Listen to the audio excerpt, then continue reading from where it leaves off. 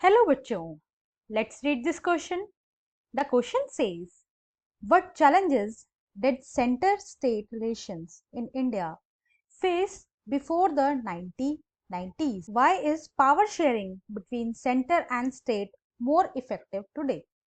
हमारा क्वेश्चन हमसे पूछ रहा है 1990 से पहले इंडिया में सेंटर स्टेट्स रिलेशंस के क्या चैलेंजेस थे और आज के टाइम पे power sharing central and state government के बीच में इतनी इफेक्टिव क्यों है। आइए अपना आंसर देखते हैं।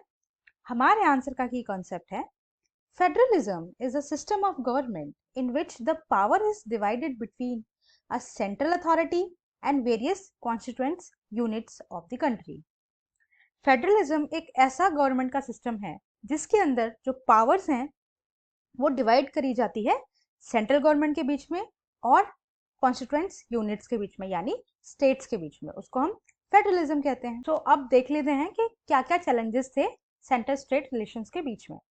First, coalition government and autonomy of the era of coalition has changed the relationship between the center and state government. 1990 से पहले एक ऐसा टाइम पीरियड आया था जब गवर्नमेंट जो है सिंगल पार्टी नहीं जीत पा रही थी।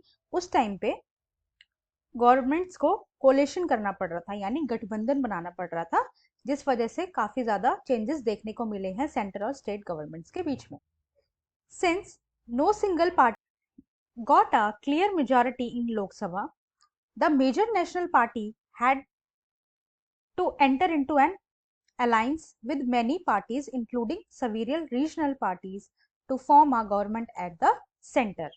क्योंकि उस टाइम पे सिंगल पार्टी जो है मेजॉरिटी में नहीं जीत पा रही थी लोकसभा में, इस वजह से जो नेशनल पार्टीज थी उनको भी जो है अलायंस बनाने पड़े, गठबंधन बनाने पड़े, ताकि वो सेंट्रल में जो है अपनी सरकार बना सके, अपनी गवर्नमेंट बना सके। This leads to a new culture of power sharing and respect for the autonomy of the state governments. और इस कल्चर की वजह से ही पावर शेयरिंग का जो कॉन्सेप्ट है थोड़ा उसको इम्पोर्टेंस मिली, रिस्पेक्ट हुई जितनी भी स्टेट गवर्नमेंट्स हैं उनकी भी, क्योंकि सेंट्रल में बैठने के लिए स्टेट गवर्नमेंट्स की जो है नीड पड़ने लगी थी, इसलिए उनकी जो है वैल्यू का पता चला स्टेट गवर्नमेंट्स की, right. Second, judgement of the supreme court.